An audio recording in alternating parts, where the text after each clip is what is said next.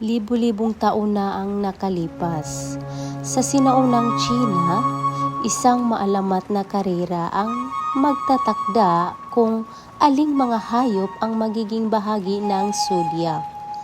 Ino-organize ito ng Jade Emperor kung saan 12 hayop ang pinili upang kumatawan sa panahon, personalidad at kapalaran. Nagsimula ang karera sa matalinong daga. Kahit maliit, ginamit nito ang talino sa pagsakay sa likod ng baka at tumalon sa huling sandali upang mauna. Dahil dito, naging unang hayop ang daga sa zodiac bilang simbolo ng katalinuhan at diskarte. Pangalawa ang baka, na sumisimbolo sa lakas, tiyaga at kasipagan. Sumunod naman ng tapang ang tiger, na simbolo ng tapang at kapangyarihan.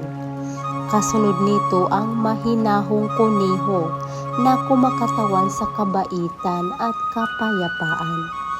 Dumating naman ang makapangyarihang dragon, ang nag-iisang kathang-isip na nilalang sa zodiac na simbolo ng lakas, swerte at otoridad.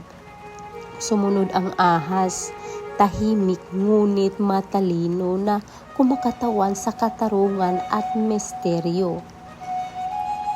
Sunod naman ang kabayo, simbolo ng enerhiya, kalayaan at determinasyon.